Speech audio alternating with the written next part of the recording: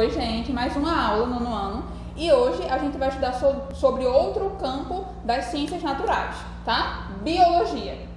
Até agora a gente fez uma introdução de física e química, viu um conteúdo mais aprofundado de física, viu um conteúdo mais aprofundado de química, só que ainda a gente não se deteve em estudar sobre a biologia, que também é super importante e é um campo dentro das ciências naturais, ok? Então agora a gente vai fazer um resumão, junto com uma introdução a essa ciência que é tão importante, que é a biologia, tá certo? Mas antes a gente precisa entender o que a biologia é.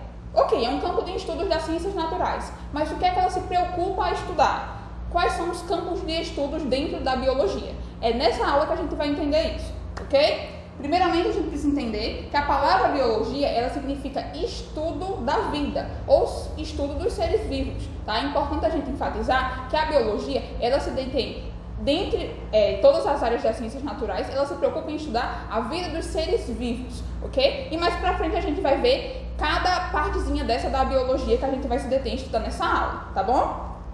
Mas antes de tudo, é importante a gente enfatizar que dentro das ciências naturais, os cientistas, eles costumam ter um roteiro de estudo. Como assim, professora? Antes da gente ter uma lei que é disposta para vocês em sala de aula, por mim, por exemplo, eles têm vários estudos para passar aquilo a ser lei. Como é que funciona esse processo de estudo que um cientista ele passa para qualificar algo como sendo uma lei ou uma teoria, tanto dentro da biologia como dentro de outras ciências naturais, tá certo?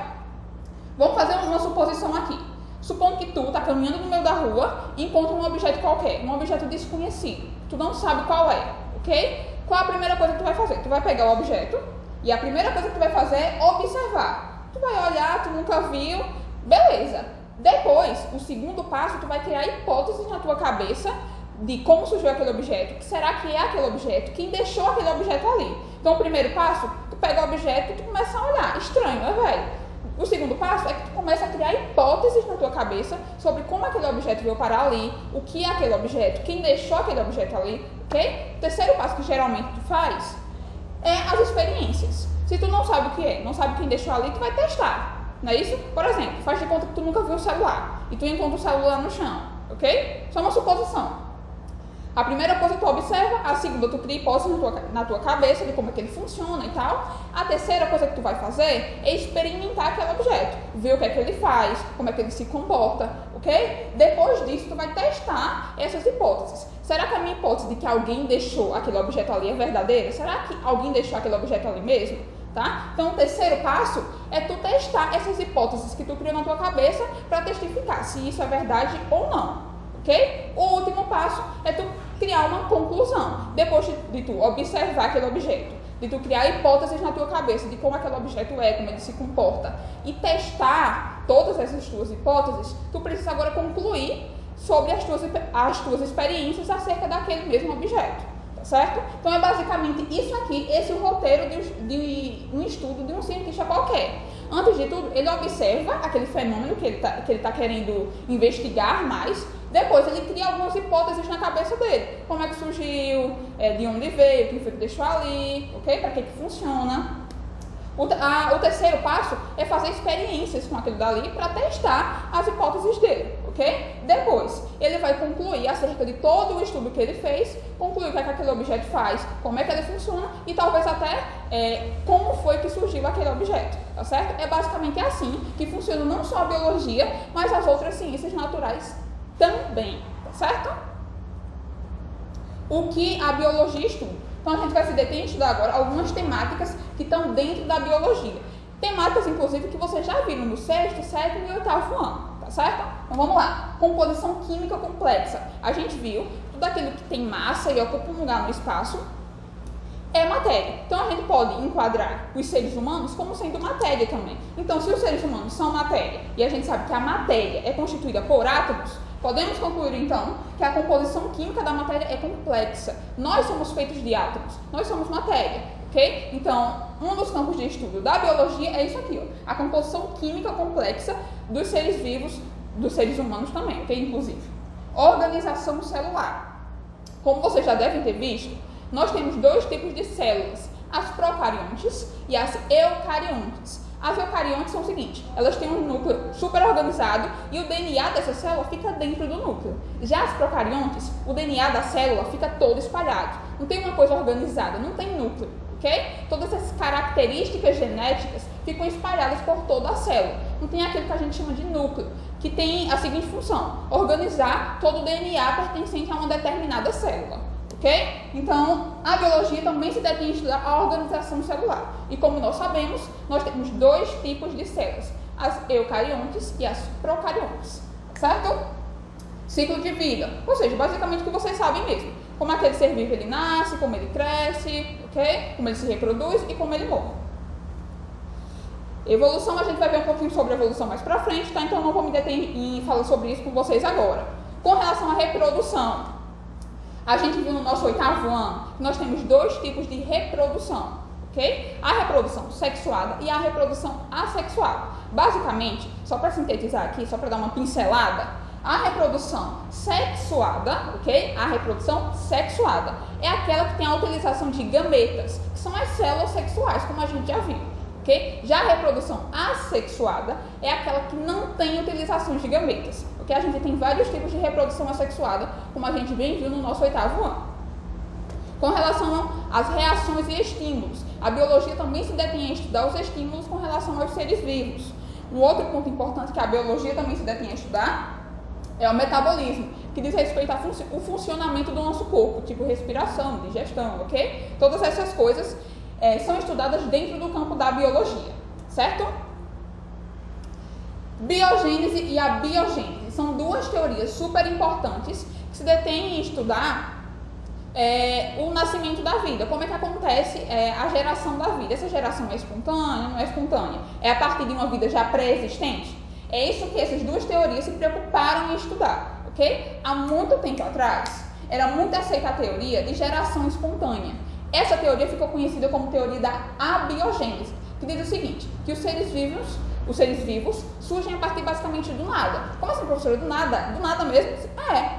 Surgem a partir de um ser que não é vivo, por exemplo. Por exemplo, se eu deixo uma carne apodrecer, a partir dali surgem outros seres vivos, outros tipos de animais.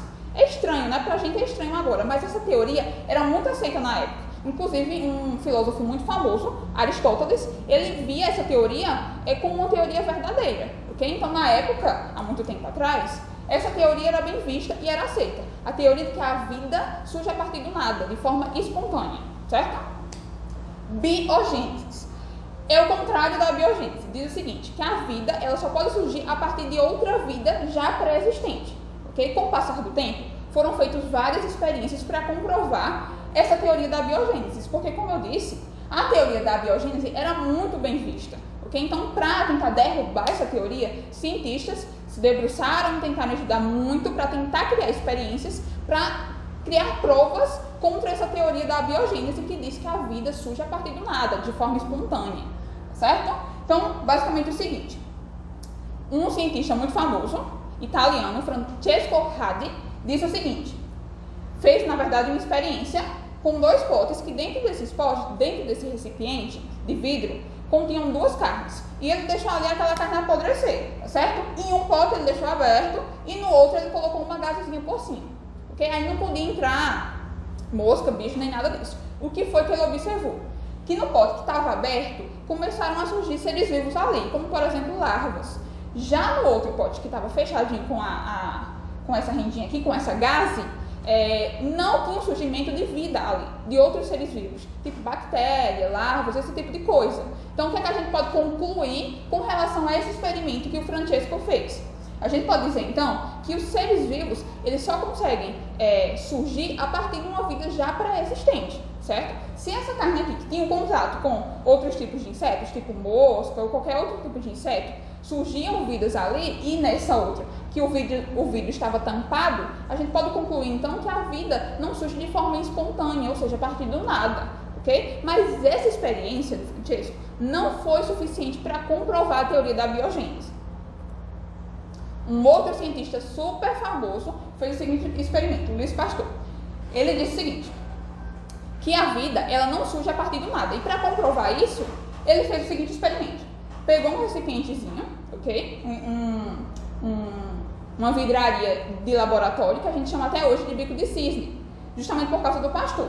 Aí ele fez o seguinte, pegou esse vidrozinho e colocou dentro daquele vidro um conteúdo orgânico, um líquido orgânico. Colocou ali dentro e aquele bico era super grande. Por causa do bico desse vidro, dessa vidraria, o ar, toda vez que passava por ali, deixava as bactérias dispostas nesse gargalo, ok? Mas aí o que foi que o pastor fez? Ele quebrou esse gargalo e aí deixou lá por um certo tempo.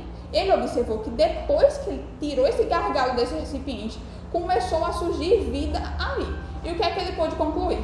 Que a vida surge justamente de outra pré-existente. Porque quando estava o gargalo ali no recipiente, não tinha nada. Não tinha bactéria, não tinha fungo, não tinha nada. Ele pode concluir, então, que toda vez que o ar entrava em contato com aquele líquido que ele deixou ali naquele recipiente, surgiriam vidas. E isso quer dizer que a vida não surge de forma espontânea, e sim a partir de outras já pré-existentes. Tudo bem até aí?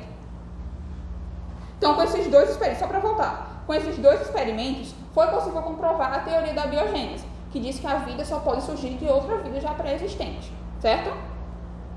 Com relação à evolução, como vocês bem sabem, nossa escola é cristã, então a gente adota o seguinte, que a vida, ela surge a partir de um criador. Tudo que nós conhecemos hoje faz parte da criação e isso é objeto de um Deus criador, ok? A gente não adota essa teoria aqui da evolução, só que é importante a gente analisar os dois lados da moeda, ok? Só para a gente ter um conhecimento acerca disso. É falso dizer que uma grande parte dos cientistas adotam essa teoria da evolução, porque tem muitos cientistas famosos que adotam a teoria criacionista, que diz que Deus criou todas as coisas do universo. Okay? Só que como a gente está lidando com ciências naturais, é importante a gente observar o que cientistas diferentes dizem, ok? Então, por isso, a gente vai se deter e estudar um pouquinho sobre a teoria da evolução. Professora, quer dizer que isso é verdade? Quer dizer que a senhora está dizendo que isso é verdade? Não, mas é importante a gente analisar isso aqui, porque alguns cientistas adotam essa teoria como sendo verdadeira, tá bom? Teoria da evolução. Logo no início, quando os cientistas se preocupavam como surgiu a vida, um cientista super famoso ficou conhecido por sua teoria, que é o Lamarck. Ele dizia o seguinte, e eu vou exemplificar com um exemplo.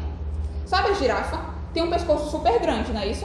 Ele disse que a girafa conseguiu obter aquele pescoço super grande para alcançar alimentos na árvore. Ele disse que com o exercício de buscar alimentos em árvores com uma certa altura, a girafa começou a alongar o seu pescoço. Então, o que é que ele pode sugerir acerca dessa teoria dele? Ele diz o seguinte, que o meio ambiente, que os animais e os seres humanos estão inseridos, vão adaptando esses seres vivos. Ou seja, o meio ambiente que o ser vivo está inserido diz muito acerca de como aquele ser vivo é. Ok? Tá tudo bem até aí? Então, beleza. Então, ele tem duas leis que são super importantes. A lei do uso e do desuso, que diz que quanto mais tu usa um órgão do teu corpo, mais ele se prolonga. E quanto menos tu usa, ele vai se degenerando, tá certo?